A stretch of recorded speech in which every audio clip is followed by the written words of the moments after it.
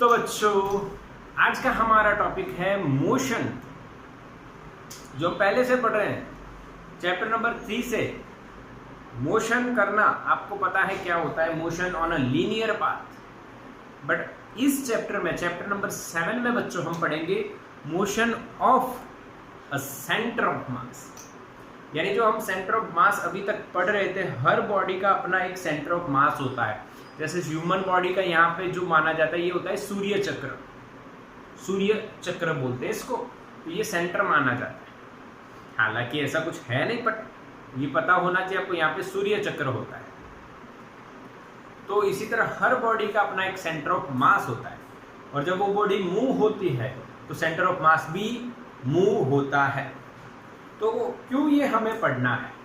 तो देखो बच्चों, हमारे पास यहाँ पे एक एग्जाम्पल, ये एक बॉडी है, ये खिलौना है, बच्चों को खेलते हैं ना रोल करके बॉल को, और ये गिर जाते हैं, ऐसा बच्चों का खिलौना है। तो ये बॉडी जब आगे जाती है तो इसका हर पार्ट मूव कर रहा है, तो इसका सेंटर ऑफ मास है पूरी बॉडी की जगह उस एक पॉइंट को ही आप मान लो, और वो पॉइंट इस डायरेक्शन में जा रहा है।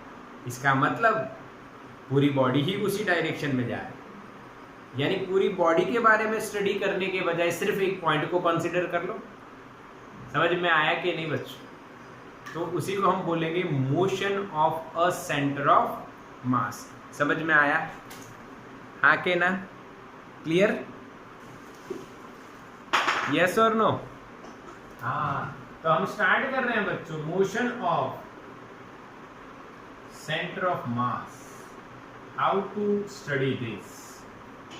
तो बच्चों, इसमें समझना ये है कि एक सिस्टम है, उसका एक सेंटर ऑफ मास है, और वो सेंटर ऑफ मास अगर मोशन में है तो उसके पास वेलोसिटी होगी, उसके पास एक्सेलरेशन होगा, न्यूटन्स लॉस भी वो फॉलो करना चाहिए, सेकेंड लॉ जरूर से फॉलो करना चाहिए। तो ये सारी बातें हम इसमें डिराइव करने वाले हैं। तो सबसे पहली बात जो है कि अगर आपको वेलोसिटी चाहिए तो आपको उसकी पोजीशन वेक्टर की बात करनी पड़ेगी। तो स्टार्ट करते हैं बच्चों, position vector of a centre of मास। तो बच्चों बेसिक से स्टार्ट कर रहे हैं। आरसीएम बराबर m1 r1 plus m2 r2 plus up to upon m1 plus m2 plus dot dot dot up to n mn। तो बच्चों ये क्या लिखा मैंने? तो एक सिस्टम है जिसमें n पार्टिकल्स हैं। n मैंने डिफाइन नहीं किया है, but some number of particles are there, okay. और उस सिस्टम के हर एक पार्टिकल का मास हमें पता है, m1 m2 up to mn। उनके position vectors with the reference और origin r1 r2 up to rn। Then finally we will get the centre of mass position rcm। इस तरह से बोलो, समझ में आया क्या बच्चों? इसको हम टोटल मास लिख सकते हैं, तो इसको मैं हटा देता हूं, इसको मैं लिख देता हूं कैपिटल N। सभी पार्टिकल का मास मिला के क्या बनेगा? मास ऑफ द सिस्टम। अब इस m को इधर लेके आओ तो आपको मिलेगा mrcm बराबर m1 r1 plus m2 r2 plus dash dash and dash. क्या बच्चों ये क्लियरली समझ में आ रहा है? समझ में आया कि नहीं? एकदम इजी टेक्निक है, आपको पता ही है। ये इधर चला गया, अब क्यों चला गया ये क्वेश्चन होता है, क्योंकि एनसीईआरटी में ऐसा बताया है, इसलिए ऐसे कर देना है। ऐसा नहीं करो तो भी चले, पर ऐसा करो थोड़ा सा अच्छा लगे, ठीक है? कोई दिक्कत नहीं। अब मोशन में पोजीशन सबसे पहले आती है, तो पोजीशन तो हमारे पास पहले से थी। सेंटर ऑफ मास की पोजीशन फाइंड करने के लिए हमारे पास पहले से ये इक्वेशन था, आरसीएम बराबर ये वाला। यानी आपको पोजीशन पता चल गई। अब वो बॉडी अगर आगे जा रही है तो उसकी पोजीशन चेंज हो रही है विथ रिस्पेक्ट टू टाइम। तो change in position will gives displacement and rate of displacement with respect to time. हाँ, delta R by delta T और D R by D T will gives us will give us velocity. क्या देगी भाई? Velocity. dr/dt will give us velocity. तो बच्चों यहाँ पे आपको पता है कि अगर इसका डिफरेंशिएशन करोगे तो आपको वेलोसिटी मिलेगी। तो डिफरेंशिएट कर दो equation number 1 with respect to t। तो बच्चों यहाँ पे mass of the system is constant, RCM का differentiation drcm/dt is equal to m1 dr1/dt plus m2 dr2/dt plus up to जा रहा है। बोलो बच्चों, समझ में आई बात कि नहीं? अरे मास कांस्टेंट है, मास कांस्टेंट है, मास कांस्टेंट है और r का डिफरेंशिएशन करना है, ये तो आता है हम। बट अब आप क्या देख रहे हो यहाँ पे कि जो dr1/dt है उसकी जगह आप v1 लिख सकते हो, velocity of first particle. dr2/dt है उसकी जगह आप v2 लिख सकते हो। इसी तरह से आप v नहीं drcm/dt की जगह आप बच्चों vcm लिख सकते हो। यस और नो? समझ में आया? बिल्कुल क्लियर, बिल्कुल क्लियर। तो हमारा जो इक्वेशन है वो क्या बन जाएगा? mvcm बराबर m1v1, यहाँ पे vcm, यहाँ पे v1, यहाँ पे vcm, यहाँ पे v1 प्लस m2 इसकी जगह v2 प्लस ऐसे ही चलती रहेगी गाड़ी और इक्वेशन नंबर 2 आ जाए। बोलो समझ में आया बच्चों? हाँ के ना मेरे बच्चों? बताओ इसको हम क्या लिखेंगे? अब देखो बढ़िया वाला, VCM बराबर m1v1 plus m2v2 plus up to upon m। क्या ये बच्चों इक्वेशन इस इक्वेशन जैसा ही है? सिमिलर है ना? देखो दोनों सेम है क्योंकि इसकी डिजाइन सेम है, ऐसा है नहीं? हाँ डिजाइन ही सेम है। देखो यहाँ पे सेंटर ऑफ मास की पोजीशन है, फिर m1 r1 m2 r2 upon m है। इसी तरह यहाँ पे सेंटर ऑफ मास का वेलोसिटी है भाई, और यहाँ पे m1 v1 m2 v2 upon total mass m है। दोनों सिमिलर है। पता चला कि नहीं? बिल्कुल क्लियर, कोई डाउट नहीं होगा, कोई भी डाउट नहीं होगा। अब मैं आपको बात क्या बताने वाला हूं? फ्रॉम इक्वेशन नंबर 2 हम क्या देख रहे हैं? देखो इक्वेशन नंबर 2 में आप देखो क्या दिख रहा है, क्या दिख रहा है? आइडेंटिफाई करो बच्चों, आइडेंटिफाई करो कि इक्वेशन नंबर 2 आपको क्या दिखा रहा है। क्या कोई वो क्वांटिटी बना रहा है? कुछ कोई क्वांटिटी उसमें बन रही? यस यस, निसर्ग का आंसर लाइव क्लास से सेम आया, राइट आया, बढ़िया आया बच्चों। mv मास एंड वेलोसिटी का multiplication of mass and velocity will give us momentum. क्या देगा बच्चों? Momentum. Because we are talking about the motion, then momentum is one of the most important quantity, so that we have to consider it. तो mvcm बच्चों total momentum, या we can write mvcm as it is बच्चों, समझना है। Okay m1v1 क्या लिख सकते हो आप? Momentum of first particle. m2v2 क्या लिख सकते हो आप? मोमेंटम ऑफ सेकंड पार्टिकल, और ऐसे ही चलता रहेगा। तो मैं mvcm में क्या रखना चाहूंगा? p1 plus p2 plus dash dash dash. समझ में आया? कोई डाउट नहीं? बिल्कुल नहीं, कोई भी डाउट नहीं।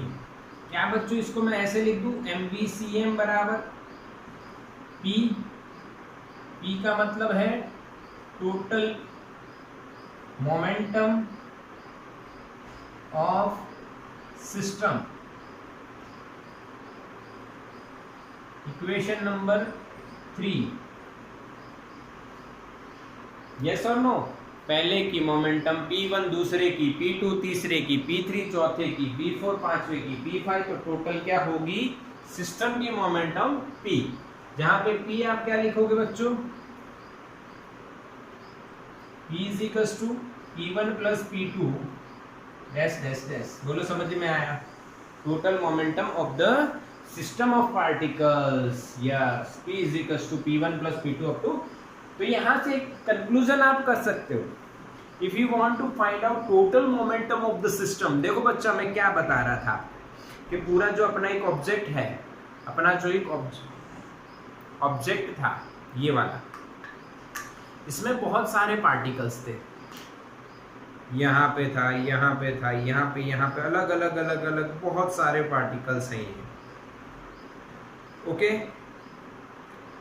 तो बच्चों ये बहुत सारे पार्टिकल्स से बना हुआ एक ऑब्जेक्ट है। इसमें हमने ऐसे जब मोशन में आता है तब ये सभी पार्टिकल्स मोशन में करते हैं, m1 v1 से m2 v2 से, अगर ऐसा माने तो ये पूरी बॉडी जो रिजिड बॉडी हम माने तो इसका एक सेंटर मान लीजिए, उस सेंटर ऑफ मास की वेलोसिटी अगर vcm है और टोटल मास m है, तो total momentum of the system क्या हो जाएगी? Total mass of the system and velocity of the centre of mass, only centre of मास। इसका रीजन क्या है? देखो, अगर इसका कोई पार्टिकल 5 मीटर पर सेकंड से चल रहा है तो इसका हर पार्टिकल कितने से चलता होगा? 5 मीटर पर सेकंड, यस और नो? हाँ के ना? आप गाड़ी चला रहे हो तो आपका आगे वाला टायर आगे जा रहा है, लीनियर की बात कर रहा हूं, आगे जा रहा है, रोटेशन की बाद में बात करें, आगे वाला टायर आगे जा रहा है 10 मीटर पर सेकंड से, वो आगे जा रहा है, लीनियर मोशन कर रहा है, तो पीछे वाला टायर कितने से जाएगा? 10 से जाएगा। ऊपर बैठा हुआ इंसान कितने से जाएगा? 10। उसके पीछे बैठा हुआ इंसान कितने से जाएगा? 10। यानी सभी कितने से जाएंगे बच्चों? 10 से। यानी total velocity of the system of particle becomes vcm and mass of the system is m, so that total momentum of the system mvc। समझ में आया? फील हुआ? फील हुआ कि नहीं बच्चों ये इक्वेशन? सर बढ़िया फील हुआ, बढ़िया फील हुआ। तो क्लियर है? इसका स्क्रीनशॉट ले लो फटाफट, take the screenshot of this, ले लो स्क्रीनशॉट।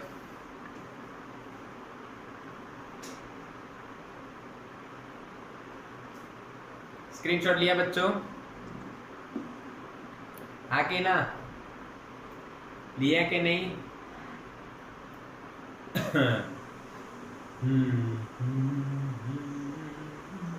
Done done done.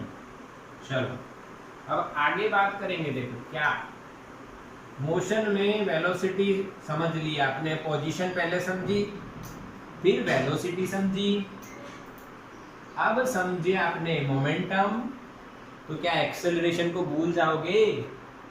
तो बच्चों यहाँ पे वेलोसिटी का इक्वेशन है, वेलोसिटी का इक्वेशन है, तो उसको क्या करोगे तो एक्सेलरेशन मिलेगा।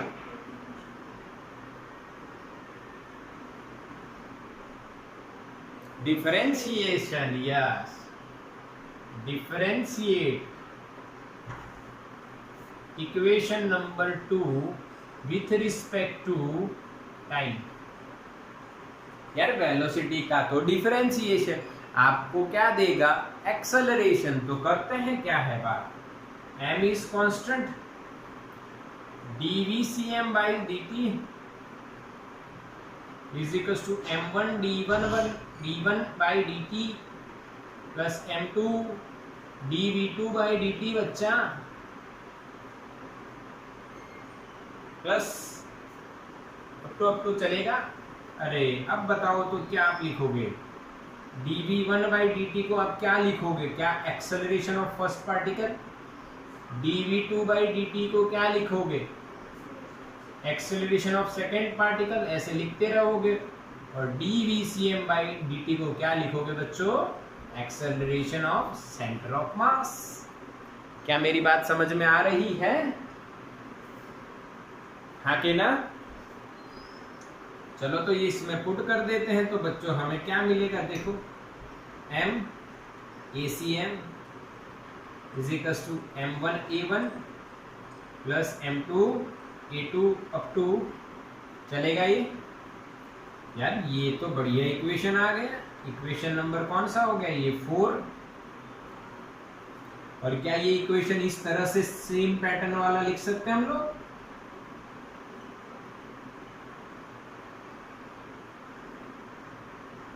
जिसमें मैं ये वाले बादल बना देता हूं, बादल वाला शेप, क्या ये सेम है? देखो RCM का भी सेम था, VCM का भी सेम है और ACM का भी सेम है। यस और नो? यानी आपको रट्टा नहीं लगाना है, आपको कंसेप्ट और लॉजिक समझना है कि इक्वेशन याद रखा कैसे जाएगा। इस तरह से रखा जाएगा। RCM अगर आपको याद है तो VCM आता है, ACM भी आता है बच्चों। समझ में आया कि नहीं? बिल्कुल बिल्कुल क्लियर है बच्चों।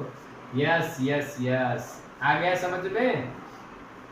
हाँ, तो अब हम क्या करेंगे ये देखो भाई, मोशन यानी चैप्टर नंबर 3 तक हमने खत्म कर दिया था। यानी चैप्टर नंबर 3 खत्म हो गया। देखो ये चैप्टर नंबर 3 में आप, या 4 में, 3 एंड 4 दोनों कंबाइनली सोचो कि आप पहले पोजीशन डिस्कशन कर रहे थे भाई। डिस्कशन में पोजीशन आई, फिर उसका चेंज इन पोजीशन यानी डिस्प्लेसमेंट आई, उसका डिफरेंशिएशन यानी वेलोसिटी आई, वेलोसिटी का डिफरेंशिएशन यानी एक्सेलरेशन आया, यानी पूरा चैप्टर फिनिश हो गया। ओवरव्यू, पूरा चैप्टर फिनिश हो गया। उसके बाद हम लोग 5th चैप्टर में आए। 5th चैप्टर का नाम क्या था मेरे बच्चों? यस, मोशन से ही related Newton's laws of motion, NLM। क्या आया था बच्चों? NLM, Newton's laws of motion. बस सिंपल। अब यहाँ पे फोर्स लाना जरूरी है और न्यूटन्स लॉस ऑफ मोशन को लाना जरूरी है। अच्छा, न्यूटन का कौन सा लॉ आपको इक्वेशन ऑफ फोर्स देता है? चलो मैसेज। Yes, second. फर्स्ट क्या देता है? न्यूटन्स फर्स्ट लॉ हमें क्या बताता है? डेफिनेशन और इनर्शिया, डेफिनेशन ऑफ फोर्स, और वी कैन से इनर्शिया।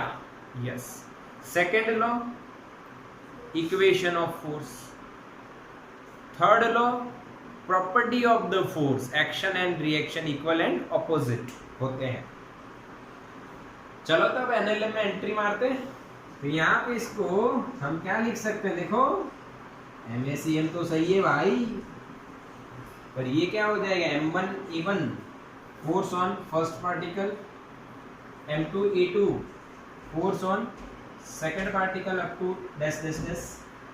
इसी की तरह देखो P1 P2 up to dash dash dash. तो टोटल फोर्स क्या बन जाएगा बच्चों? MACM बराबर F। एक्सटर्नल लिखूंगा यहाँ पे। क्या लिखूंगा मैं? एक्सटर्नल। क्या लिखूंगा बच्चों मैं? External. F external is equals to MACM। MACM क्या बच्चों समझ में आया? Newton second law. अब देखो यहाँ पे भी आएगा, चिंता मत करो, ध्यान से देखो, इधर भी न्यूटन सेकंड लॉ बनेगा। देखो समझो, इसको डिफरेंशिएट करो। M dVCM by dt is equals to dP1 by dt plus dP by dP2 by dt plus up to yes. इसको हम बोलेंगे ACM, इसको हम बोलेंगे F1 plus F2 plus up to. तो ये total force on the system F external is equals to MACM। क्या बच्चों दोनों से समझ में आया? क्या सेम आंसर आ रहा है? क्या बच्चों आप इसकी जगह dP by dt लिख सकते हो, टोटल मोमेंटम? क्या बच्चों आपको ऐसे भी मिल गया कि F is equals to dP by dt? क्या बच्चों समझ में आया? यस और नो? थोड़ा सा स्पीड लगाया बट समझ में आया। समझ में आया कि नहीं आया? यस और नो? थोड़ी सी स्पीड रखी क्योंकि ये पहले से आता है सब। इसको डिफरेंशिएट किया तो टोटल मोमेंटम का डिफरेंशिएशन हो गया। टोटल मोमेंटम यानी एफ एक्सटर्नल या F1 F2 वो भी एफ एक्सटर्नल वो mAcm के बराबर हो जाएगा। This is Newton second law for the motion of centre of mass. समझ में आया बच्चों? स्क्रीनशॉट ले लो इसको।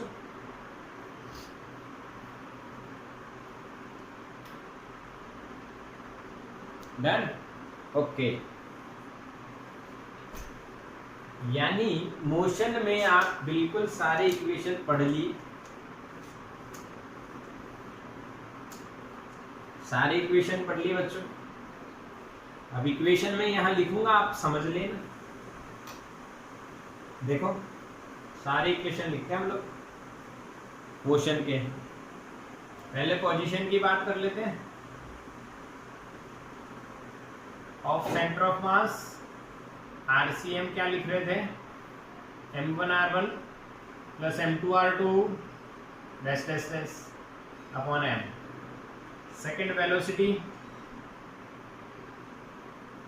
Of centre of mass VCM बराबर भाई क्या हो जाएगी? m1v1 plus m2v2 plus dash dash dash upon m। तीसरा बच्चों एक्सेलरेशन ऑफ सेंटर ऑफ मास, इसका डिफरेंशिएशन यानी ACM m1a1 plus m2a2 plus dash dash dash capital M। चौथा बच्चों momentum of system of particles,